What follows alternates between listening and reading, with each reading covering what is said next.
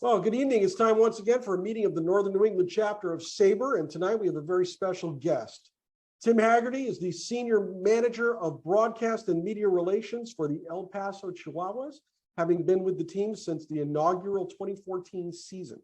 He is entering his 17th season of broadcasting in professional baseball and has previously called games for the Padres AAA affiliates in Tucson and Portland, as well as for lower-level teams in Idaho Falls, Idaho, and Mobile, Alabama.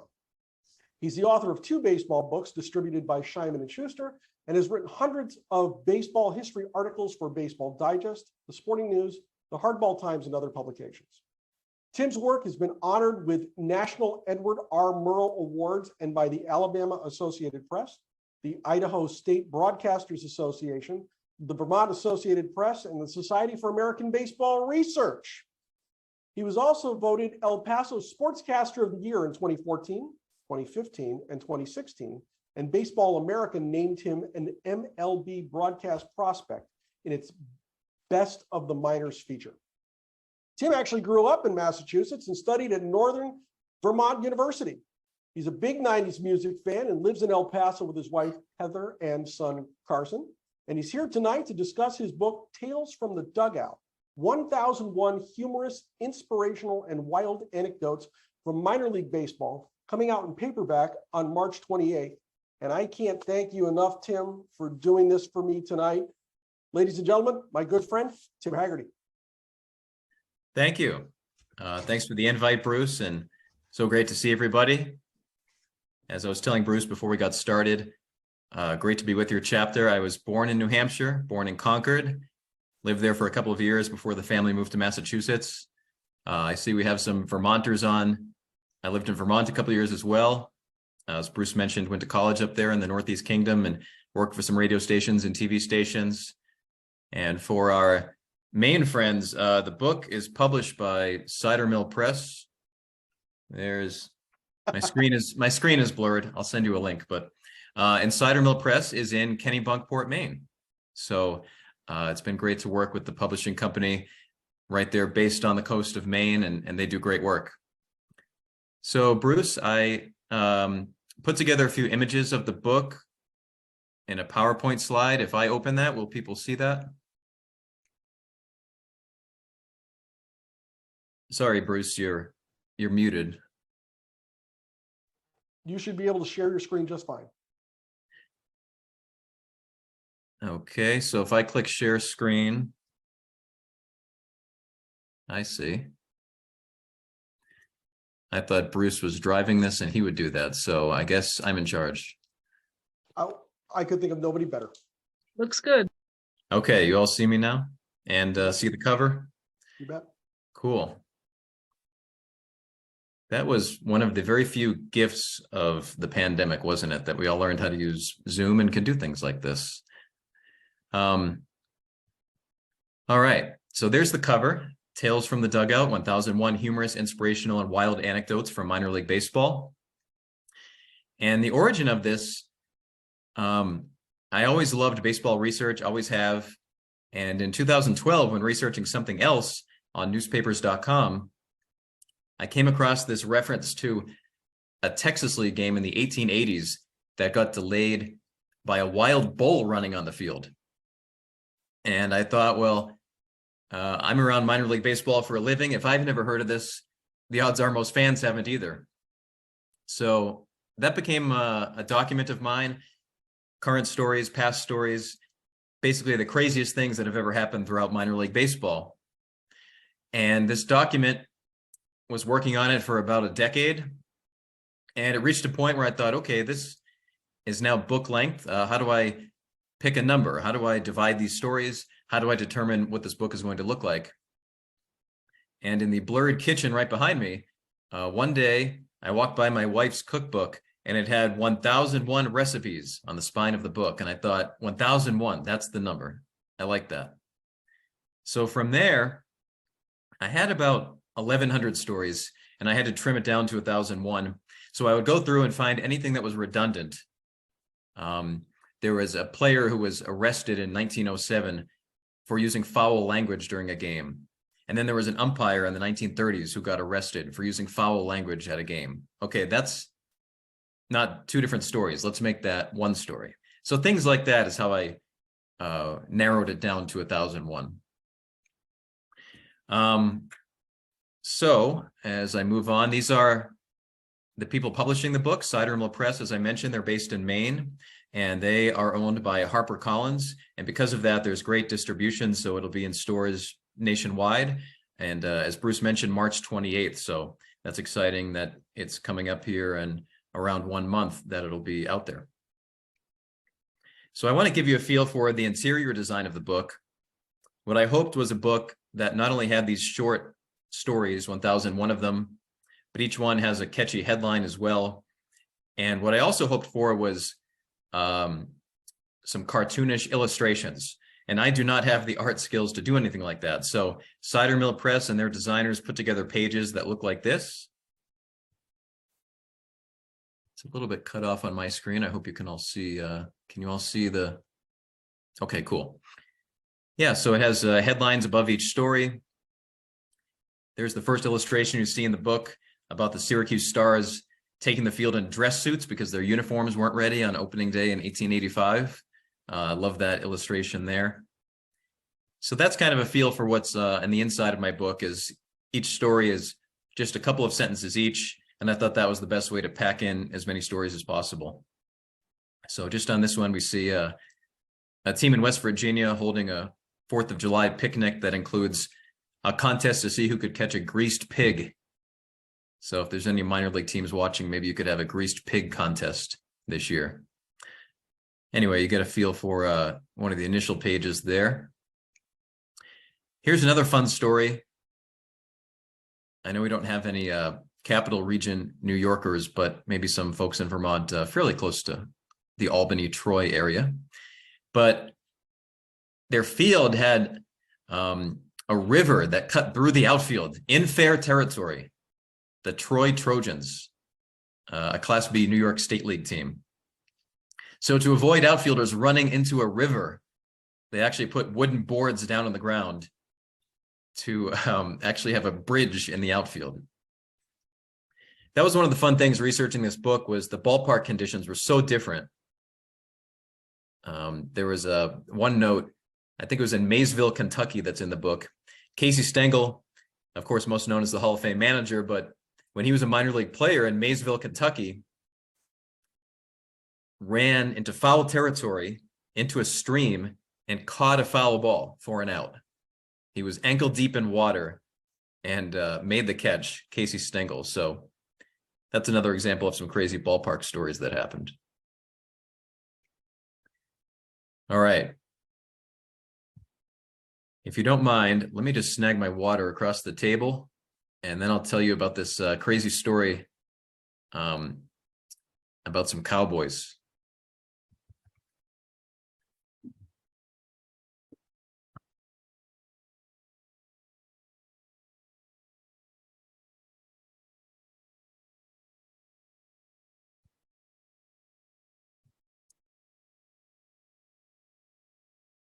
All right, thanks for your patience. You would have thought a broadcaster would remember to have his water a little bit closer. So I wanted to show you guys this story to kind of talk about the research process a little bit, because sometimes you come across something that was so crazy that I really wanted to try to find a second source before putting it in the book. And I came across this story. There was a character of an umpire, Steamboat Johnson, from the early 1900s until I believe the 1940s. I have it in the book, the exact years. He umpired more minor league games, and still has, than anyone in history. And he was a real entertainer. He would announce the lineups in a very flamboyant way. He would run next to base runners and slide with them to get a closer view. He would carry an optometrist certificate and show it to fans who questioned his eyesight. And he was also a great storyteller. So anyway, here's this story, for example. It was in 1912, and Steamboat's umpiring a game in St. Joseph, Missouri. And there were some cowboys in the stands who had money on the game. And the team that they had bet on was about to lose, because there was a high, deep fly ball that was about to soar over the fence for a game-ending home run. And Steamboat says that these cowboys pulled out their pistols and shot the live game ball as it was flying, and that the ball blew to smithereens. The obvious question is, how do you rule a ball that gets shot? And Steamboat says because it disappeared from his view, he called it a home run. So I thought, can I really put this in the book? Did this truly happen? But the more I read about it, a lot of different places had the details the same way, including in Steamboat's own autobiography.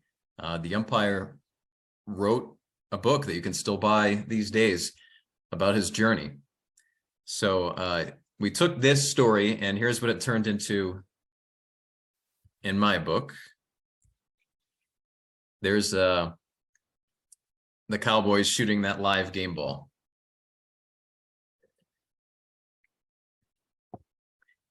So to me, that was one of the most fun things, and still is one of my favorite things to do. Just finding an old newspaper clipping that has this insane story. Some other sources I used were Baseball Digest archives with a subscription. You can go on there all the way back to the 1940s. I went to the Baseball Hall of Fame Library in Cooperstown. What was great there is that they have all of the Spalding and Reach guides. Some of those are available online, but the Giamatti Research Center right there in Cooperstown, that is the one place I've found that has all of them, because not all of them are available online. And that was a goldmine of stories, flipping through the old Reach guides and Spalding guides, which were published from the late 19th century, right through the next few decades into the early 1900s. And some wild things happened. A lot of you probably know this. I know firsthand as a SABR member, so many SABR members love the history of the game.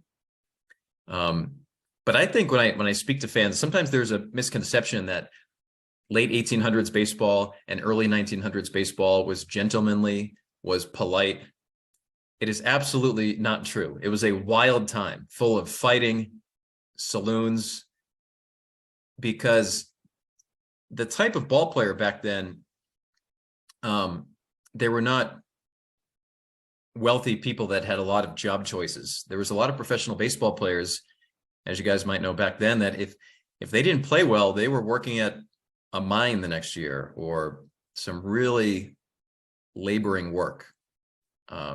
So I tried to include that in the book. You know, there aren't any real scandals. There's no stories that are going to embarrass anybody, but I do want to include stories like this just to show what a crazy time of baseball it used to be.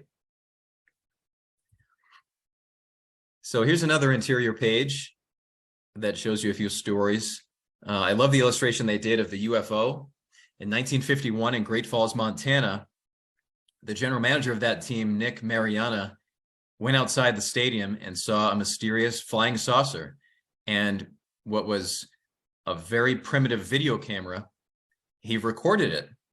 And UFO aficionados talk about this as being one of the earliest known UFO sightings that was actually caught on video. Some even say it's the first video that shows evidence of UFOs, some say. If there's any UFO experts out there, please don't, come at me on that. But that's just what I read, that if not the first, it's one of the first that they thought really could be something. So years later, the Great Falls minor league team changed their name to the Great Falls Voyagers, and they had a cool spaceship as its logo. So yeah, that was in Great Falls, Montana in 1950. And there's the illustration they did for that. So I also wanted to put together some stories that are more modern and some ones that I saw as a broadcaster. I've been broadcasting professional baseball games since 2004. There aren't a lot of them in the book, but I'd say about 20 are from games that I witnessed firsthand, including having to fill time during a dog delay. In 2015 in El Paso, the promotion staff put together this wiener dog race. They lined up about 5 dogs. 4 of them successfully went to the finish line. One of them made a right turn and ran all around the infield as players chased it. And there's an illustration of that. And that got a lot of a video for El Paso and the Chihuahuas. That ended up on Good Morning America. I think it still has more than 1 million views on YouTube of this cute wiener dog running all around. And it's funny, I recently had a chance to go on MLB Network, and they were grabbing some video of some of the stories that I was going to talk about.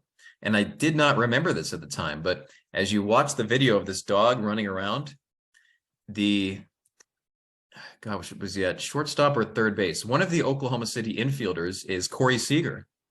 Turned out to be a star player now with the Rangers, but it's funny to see this all-star level player with a wiener dog running in front of him in a AAA game. So, yeah, I mentioned MLB Network. That was a great thrill. That's been a fun part of this is promoting the book now that it's out after working on it for 10 years. And I think what makes it fun to media people is that it's just such an easy, fun storytelling segment. You know, a sports talk radio station in Mississippi can call me up and say, hey, let's talk about 4 crazy baseball stories that have happened in Mississippi. And they're all in. So to me, that's something I've already done a little bit and something I look forward to. I'm sure if you guys are on here, if you're SABR members, you love baseball stories, and kind of the same thing for people that host sports radio shows or even newspaper articles. Had a chance to recently do one in San Diego about some crazy minor league stories that took place prior to 1969 when Major League Baseball got there.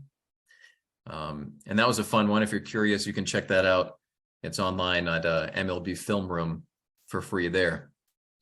Bill Ripken was really helpful getting me on MLB Network. This book is my second book and my first book that came out in 2012. It's about the craziest team names in minor league history. And Bill actually wrote the foreword for that book. So he and I have remained in touch, and he received a book and thought it would be fun to talk about on TV. So that was a fun one. Anyway, I certainly want to open it up to questions and not have it be just me talking here, but wanted to show you a few of those images. I can move it back to the cover rather than staring at Matt Vasgersian's face there. So Bruce, any questions you want to open it up to, or where do we go from here? You know what? I'll start, because the one thing that struck me as you were discussing these stories is the fact that this is not easy stuff to uncover. It essentially what I'm asking, and this probably sounds ridiculous, how did you find this stuff? I can only imagine that this took enough digging to consume you for months. What was the process behind finding these stories? Because it's just terrific stuff that any baseball fan should really love to read. Thank you. I think first off, I really enjoyed doing it, so it didn't feel overwhelming. When it comes to other sports, I'm very casual. I'm not somebody that sits there and watches 3 NFL games on a Sunday. I'm not someone who plays golf or fantasy football. So this is what do I do? This is my off-season weekend project. My son, who's in first grade now, whenever he was taking a nap over the past, when he was younger, this is what I'd be doing, is flipping through sporting news archives or newspaper archives. I should note there's a SABR member in Maryland who happens to be my uncle, Al Arrighi, who I thanked in the dedication because he was very helpful to the research of this book as well. He kind of took it on as his hobby, and he contributed some great ideas for stories as he was flipping through baseball books. But yeah, I would spend a weekend afternoon flipping through the 1910 Spalding Guide. And that might be a 300-page book, but within it, there's 3 awesome stories that people will love. So, and if you think about it, all of a sudden you have 200 and 400 and 500, and over the course of 11 years, it adds up. So it wasn't something where I was spending 12 hours at a time up all night doing it. It really was the law of accumulation, where if you just pick up a a dozen of these a month, all of a sudden things add up quick. I think the time that where I really had to focus and bear down was after I had all these stories, assembling them. What does the order look like? So I don't have it memorized. I'll peek at it here. You have choices. Do you do it chronologically? Do you do it geographically? But what we did was, these are the chapters: teams and ballparks, batters and runners, pitchers and fielders, managers and umpires, managers and executives, umpires and leagues, fans and tickets, nature and wildlife for those animal delays. And then there was just a group of stories that were so crazy that they didn't really fit into anything, and we called that best of the rest. So that was something that did take some time, really going through editing, making sure the years were right, making sure the team names were spelled right, that type of thing. How many stories did you cut? Around 100. And usually that was merging two that were a little bit similar. If one group of fans threw tomatoes at the umpire, and then there was a similar story involving a fan throwing an apple at an umpire, I made that one story. Can you think of any of the stories that you cut that might appear in a sequel to the book or anything like the one that you thought was great, it just didn't make it? Yeah, which one was tough to cut? So there was a 19th century major leaguer, Perry Warden, who claimed, this was another one like that Steamboat Johnson pistol story that required a lot of double checking, but he claimed in a minor league game in the late 1800s that he hit a ball so hard, and of course back then they're using 1 or 2 balls a game, that the ball split in two, and that half the ball hit me for a free pair of shoes promotion sign. Warden claimed he went into the shoe store the next day to collect his prize and told the store owner what happened. And that store owner said, okay, I'll give you 1 shoe because half the ball hit it. And that reminded me of a Springfield versus Rochester game, Rochester, New York, Springfield, Massachusetts. My old stomping grounds. And okay. Yeah, and there's a crazy story there where a ball split and they had to stop the game. So that was an example of one that, how many balls splitting stories do I want to have? And I cut out one of those. But I don't have any plans for a sequel. I thought I really wanted to have a high bar for what was crazy enough to make it into this book. So I do believe it's a good representation of the craziest 1001 stories that are known now. I'm sure sometime I'll be looking on newspapers.com for something else and I'll come across a story and thought, oh, that would have been good. But I think I kicked enough tires that this is a good representation of the craziest. That's fantastic stuff. You can actually get a discount on the Baseball Digest archive sub through SABR now. Oh, cool. Yeah. I'm opening up the questions. I'm not here to Tim, take over everybody, so fire away. Just jump in. Tim. Yes. Oh, where did you go to high school, and when did you realize baseball? Oh, this is like an important thing in my life. Probably like a lot of you, I was very young when I was infected by baseball. My parents picked me up on the last day of school in first grade, June 21st, 1989, and said, we're going to Fenway Park. I was 7. That was my first time going to a major league game. I grew up at Canton, Massachusetts, near the city, went to Canton High School, and was stunned by Fenway. Even though now broadcasting for the Padres AAA team, I know a lot more about the Padres than the Red Sox, but Fenway remains such an important place to me. And yeah, I went to high school in Massachusetts. Like I said in the beginning, I was born in Concord, New Hampshire. My father went to St. Anselm studied law enforcement and was a police officer there, but then got a job in Boston. So we grew up in Boston, then went to Northern Vermont University. Loved Vermont and still do. 800 volunteers and around 4,500 total runners. It's Johnson State. So we were not familiar with M&T Bank. They did not have a It merged with Johnson State. Is that what you said? year and a half. The peer support that bank brings is incredibly. Yeah, Johnson Somebody has State. Something in the background, if we could mute that. Thank you. Michael Orban had a question? Yeah, Tim, growing up, now that you're a broadcaster, who were your inspirations? Who were the broadcasters that you looked up to the most as a youngster? So Sean McDonough was the Red Sox TV announcer when I was growing up in the 90s. Still an outstanding announcer for ESPN and now does more college football and some NHL.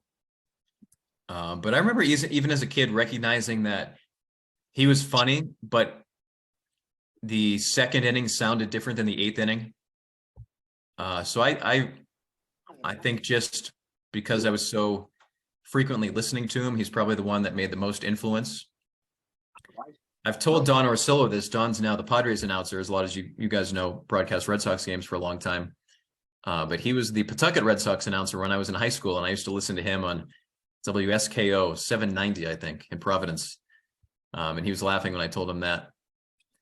But it's funny, speaking of Sean McDonough, I think it's really important for announcers not to sound like other announcers, to really be yourself, to not be a cover band of a certain announcer.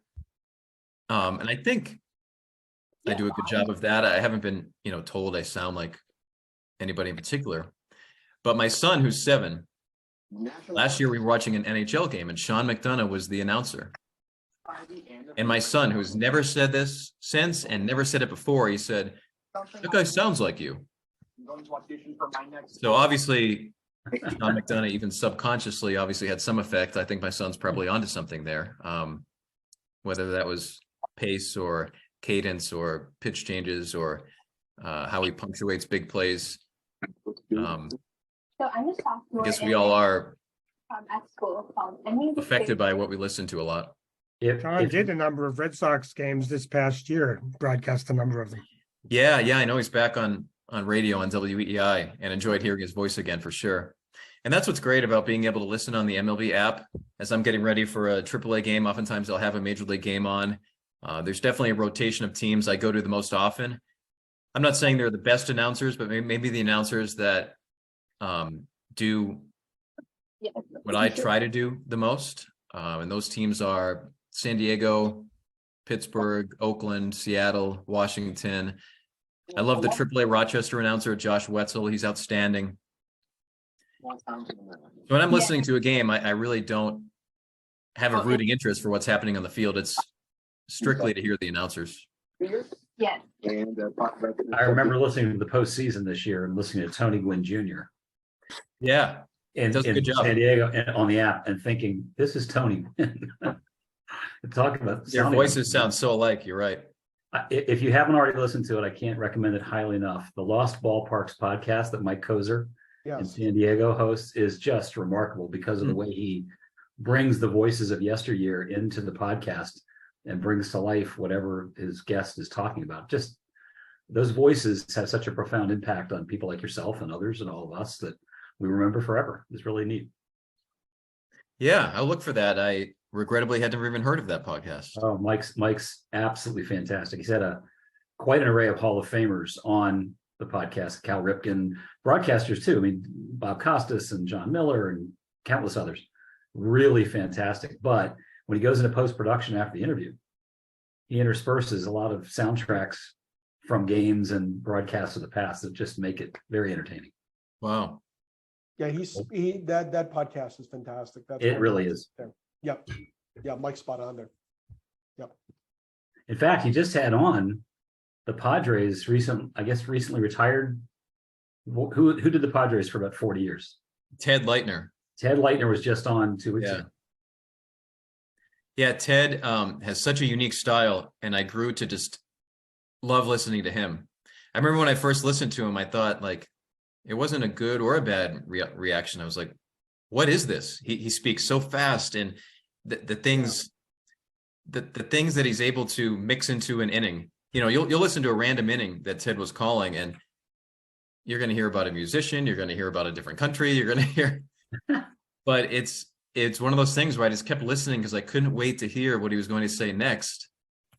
And it reached a point where I thought to myself, like, I don't want to sound like Ted Leitner, but I want to do a little bit more closer to what he does. Be willing to talk about your lunch if something happened funny at lunch. Make it fast. Don't get distracted from the game. But he was so entertaining. Hey, Tim. Wasn't his catchphrase, "This one belongs to my San Diego Padres"? He'd call them my Padres, exactly. Yep, yeah. right. Yep, I remember now. I cut somebody off. Go ahead. Tim, I was just wondering, because I've done a lot of fact checking for SABR books, and I'm wondering if there's something that you found, but you could not verify with another source, and you said, nope, that just didn't happen. I don't believe it, something like that. I know there was a SABR discussion about the ball that, got batted down, stuck in the mud, and the guy made it all the way around as a home run, and somebody was trying to authenticate whether that really happened or not. Is there something like that you left out of the book? I love this topic, and you're so right, Bob. The exact thing you're talking about was Stu Thornley up in Minnesota, about a ball that went down, got stuck in the mud on a rainy day, and the batter rounded the bases. And there's even a kid's book called Mudball, which is based on that. And then there's another book called The 2-Foot Home Run, or The 24-Inch Home Run, that uses that as the subject line. What happened was the Baseball Digest magazines in particular, what they would do is talk to an old ball player and run their favorite stories. And before the internet, it was hard to verify the details. So, a player would say, Bob Lemoyne would say, this took place in 1945 in Utica. But then through Baseball Reference and newspapers.com, you're finding, okay, well, in 1945, he actually played for Schenectady. It was 1946 that he played there. So there were some decisions to make on that, because if the story was so good, I wanted to find a way to get it in there, but I obviously could not print anything that couldn't, be verified. There's a story in the book. In Wilmington, North Carolina, there was a ballpark set right there on the ocean.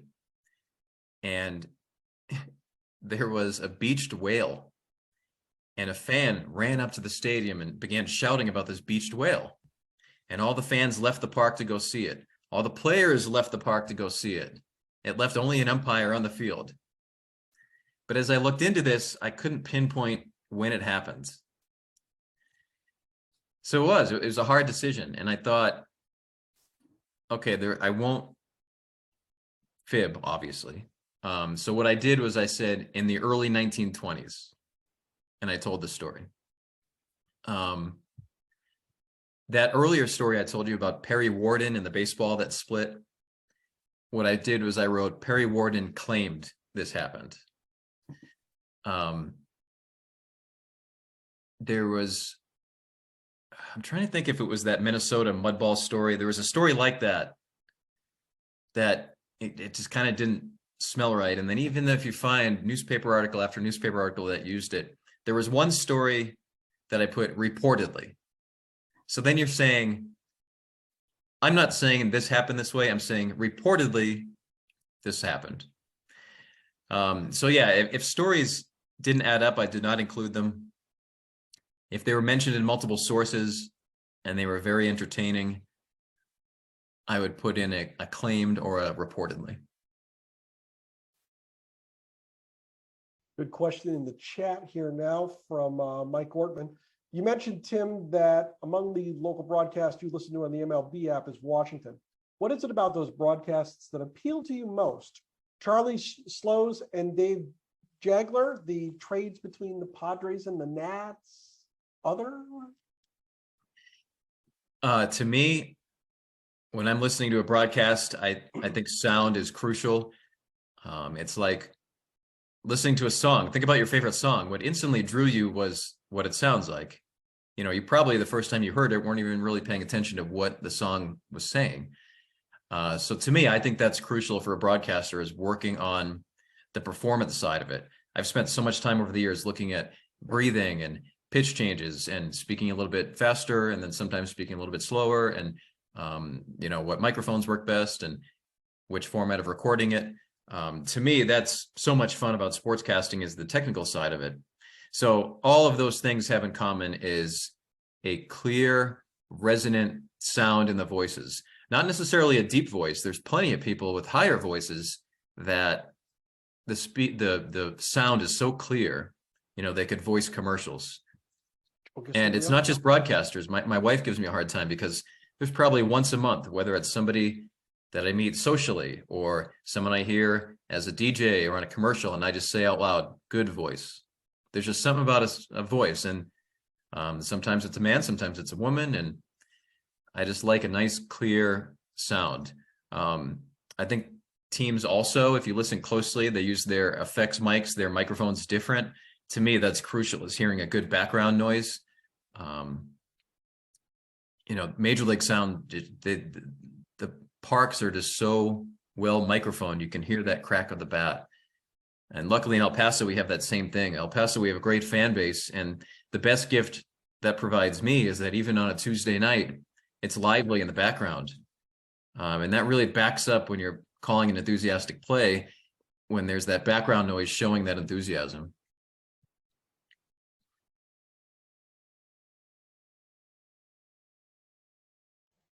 Tim, I have a question.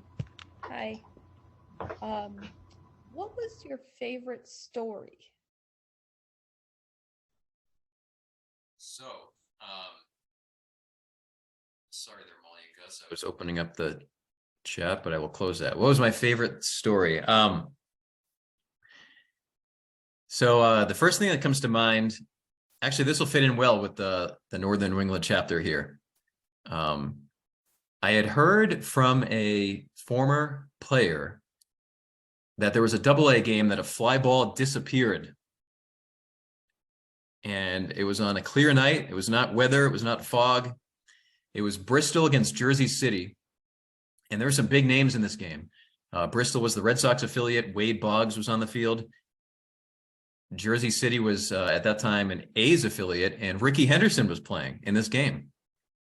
And early in the game, a fly ball was hit by a right-handed batter to right field, and the ball vanished. It did not go over the fence. It did not go in the stands foul. It did not land on the field. The ball vanished. And I know this sounds crazy, but I'm telling you guys, I talked to players who were on the field. I talked to Eastern League umpires in 1978, which is when this game happened. Even found a fan who was at this game, found an employee who was at the game. And everyone sort of described it the same way, that this was the most bizarre thing they've ever seen. So the umpires got together and decided to give the batter a double. So, yeah, they asked me about this on MLB Network, and we all joked that. So now there's precedent. If there's a fly ball this year in the major leagues that disappears, it's a double. His ball just vaporized? Nobody ever figured out a thing? The one thing everyone said was that the lighting was really bad there. Somebody joked that the magician David Copperfield is from near Jersey City. Maybe he made something happen, but it had to have gone somewhere. Did a bird somehow snag it midair? What I was thinking. It was the fan who was at the game, and the player who was on the field, especially Barry Butera. He was the right fielder who the ball went over his head. They all kind of described it as just this shocking moment that they were looking at each other saying, what happened?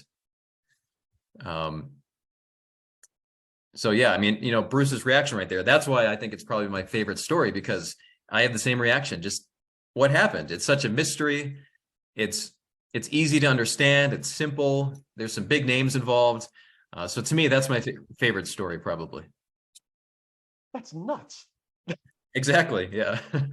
Happens on the golf course all the time. I think they call it shaving strokes on the golf course, don't they, That's Mike? true. Gotcha. You mentioned Sean McDonough, and you mentioned Don Orsillo. And between Donnie O and Sean McDonough and Joe Castiglione, and I'll throw two more names in, Ned Martin and Jerry Remy, God rest him. That's kind of the voices that brought clarity and meaning to baseball from the time that I was a kid, going to that game at Fenway to see Henry Aaron hit that home run, to, you know, all the way through to Remdog's passing.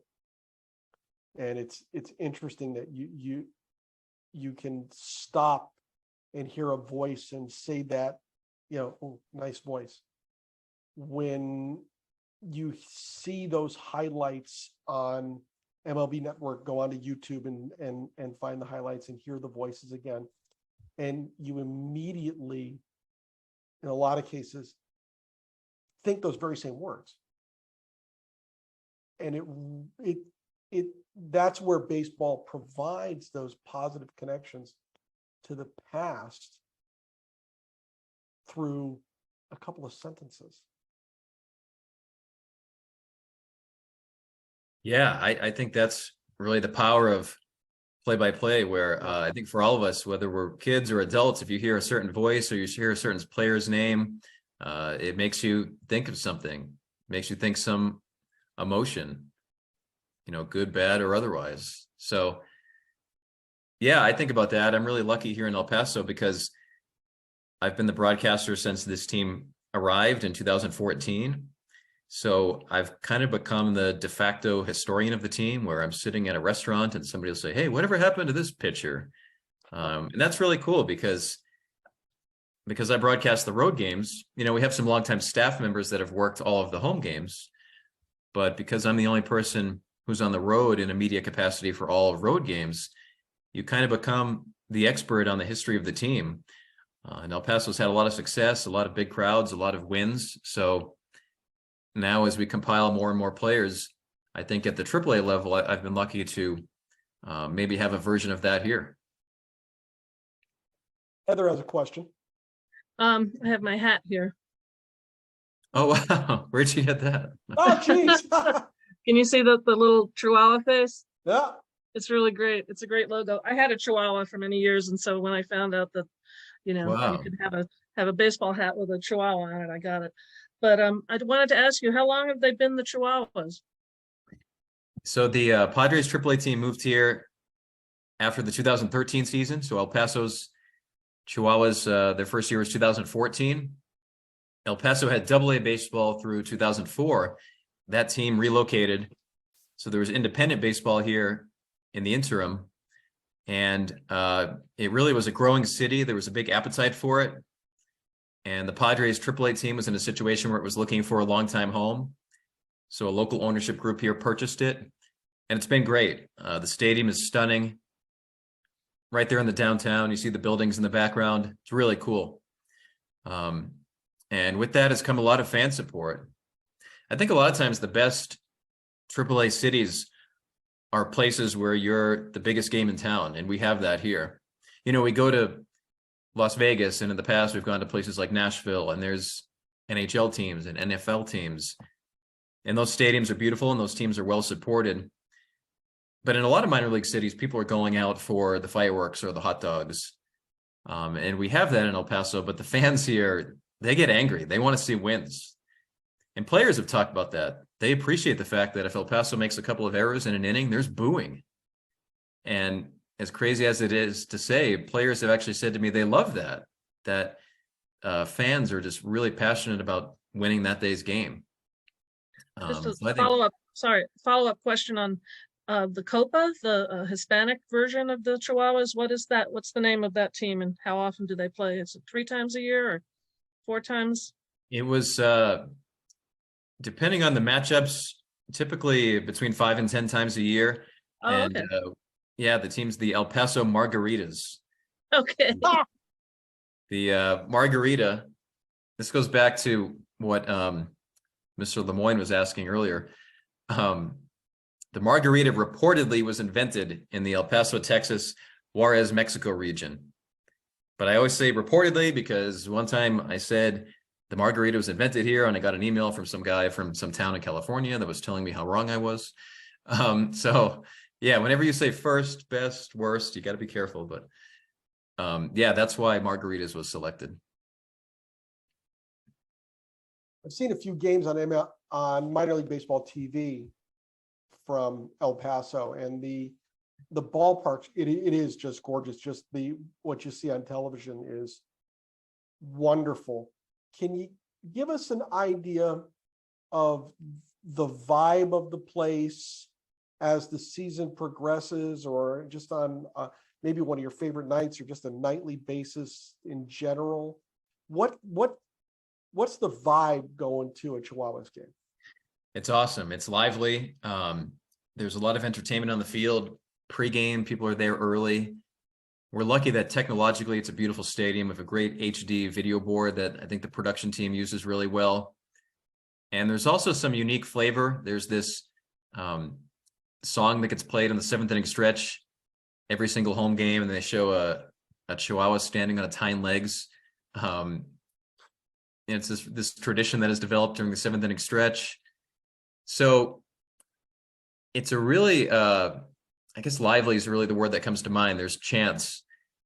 For example, way back at old Dudley Field, El Paso's AA stadium, which was knocked down in the early 90s.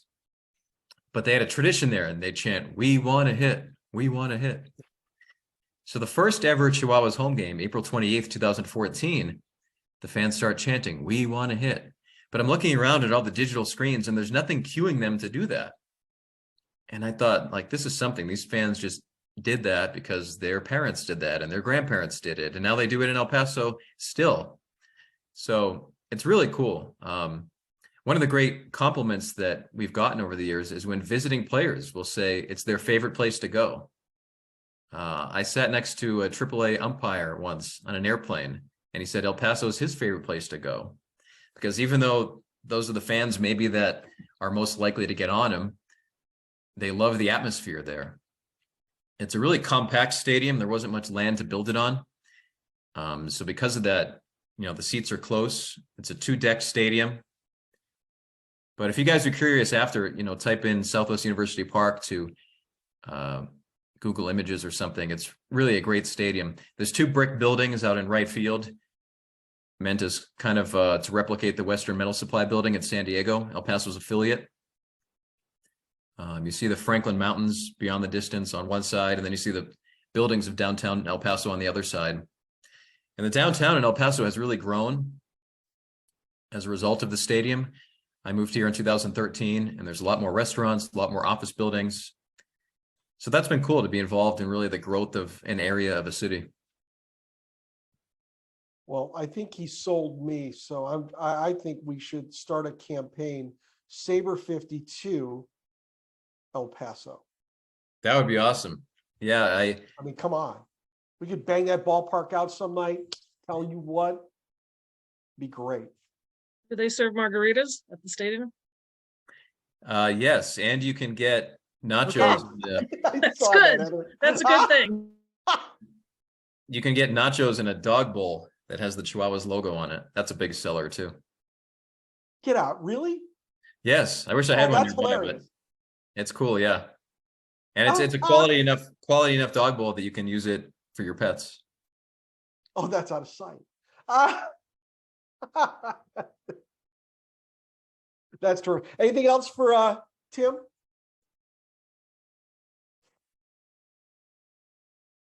Well, I'll tell you How what. about some Go ahead. umpire stories?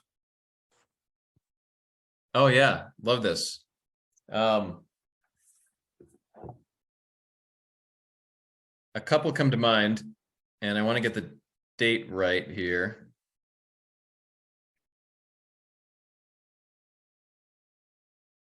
Here, I know where I can find it. Roger, can you give me 5 seconds? Absolutely, we'll give you that.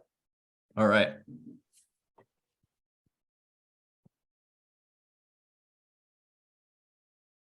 don't know about you guys, but this has been a lot of fun. I think we should do a field trip and just go to the Chihuahuas game. You know, we We'd could love to have have a you. chapter outing there, but it'd be a little bit expensive. I just saying. Now, if Tim wants to put us up at his house, I mean, we could probably figure that out. Yeah, you'd probably all be sleeping packed together, but we'll figure that out.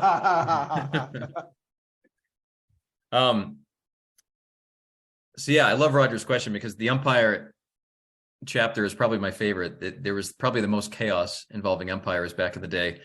But in 1906, for example, there was this umpire, Brick Owens, who had to forfeit a game against Minneapolis because he got pelted by so many tomatoes thrown from the stands. He had to call it off. More recently, 2002, New York Penn League, the New Jersey Cardinals had a home game, and it was Brownie Troop night. And there was a Brownie Troop mom who got out of control and got so upset. As they did. Yes, beware of Brownie Troop moms. She got so upset, she ran on the field and began chasing the first base umpire. Not only did she get ejected, but she got arrested. A Brownie Troop mom. Oh my God. Yeah, so that's in the book. But there were some funny ejections over the years. There was 1984, the Portland Beavers bat boy, this guy Sam Morris. You all remember Lee Elia and his angry tirades as a manager. So Portland's park was turf, and Elia, upon getting ejected, took a folding chair, threw it on the turf of the field. And Pam Postema, right? The female umpire. Postema, yep. Yeah, she ejected Elia and then says to the bat boy, pick up that chair or else we're not starting this game until you pick up that chair. And the 14-year-old bat boy said no. And she said, you're out of here too. She threw out the bat boy. That's terrific. So there's a few umpire stories you'd get in the book. Tim, you have to write down some of your favorite stories for when you're broadcasting. That'll be a couple good books. Thank you. You mean like things that have happened while broadcasting, or some of these to give on the air, do you mean? No, while broadcasting. I'm used to Joan Uxall telling stories from the Cincinnati Reds, his minor league career. He always has a story about anybody that you'd bring up. I'm sure over the years you'll see a lot of incidents. Write them down. Yeah, you know, one that comes to mind right now, Roger, 2007, I was broadcasting a game for Mobile at Montgomery, Alabama, and Mobile takes the field, and there's no pitcher, but there's nobody new warming up. And the manager, Brett Butler, the longtime major leaguer, he's on the field scratching his head, talking to the umpires. It turns out Mobile's pitcher, this guy, Matt Elliott, had allowed a game-tying home run the previous inning, was so upset that he went into the dugout bathroom and slammed the door in frustration. But it jarred the lock. He locked himself in the bathroom while he was pitching. And he was in there for an hour. Montgomery's fire department had to come get the door off. So he actually had to leave the game because he locked himself in the bathroom. So that was a fun one, filling time on the air during a bathroom delay. Oh, that's hilarious. I think I remember something like that, but oh, that's great. It's getting dark in El Paso. I'll turn on a light. It was looking like I was in a police interrogation room. So anything else for Tim this evening? Well, Tim's book is Tales from the Dugout, 1001 Humorous, Inspirational, and Wild Anecdotes from Minor League Baseball. It's coming out in paperback on March 28th. I know you can get it on Amazon. You can get it at Barnes & Noble. Where else, Tim? Yeah, anywhere books are sold. It's available right now on Amazon for pre-order. I'm told that pre-orders can really help create momentum. So if anyone wants to help out a fellow SABR member, that would be a great honor. But yeah, if you're not an Amazon person, it's Barnes & Noble and anywhere else. The Cider Mill Press is the publisher. Their website has it, for example. I've seen it on Target and Walmart, so anywhere books are sold. Terrific. Well, Tim, I want to thank you very much for doing this, man. This has been great. The stories are just fantastic. You know, you get a little excited for baseball, knowing that you're going to be back behind the mic for the Chihuahuas. I'll be looking forward to seeing a couple of games on minor league TV too, my friend. Awesome. Well, thanks, Bruce. Good to see a few familiar faces and good to meet some new people as well. And Bruce has my email if there's anyone that wants to reach out. Well, that was a great program. I hope all of you will be grabbing a copy of Tim's book at your local bookstore. Don't forget, it comes out March 28th. Next week, February 27th, we'll be visited by Justin McKinney. Recently featured on the podcast This Week in Baseball History, he'll be discussing his book, Baseball's Union Association, The Short, Strange Life of a 19th Century Major League. It's sure to be a fascinating evening. Following that up, on March 6th, my good friend Ted Knorr will be with us. Ted is a longtime SABR member and founder of the Negro League Committee, as well as the Jerry Malloy Negro League Conference. We'll be treated to his famous presentation on Rap Dixon, a talk he's been giving for 15 years or more. Ted has promised us the evening will be as fresh and fun as it was when he debuted years ago. I hope you'll be able to join us for these and any of our future presentations. All baseball fans are always welcome to attend. Thanks for watching. Have a great night.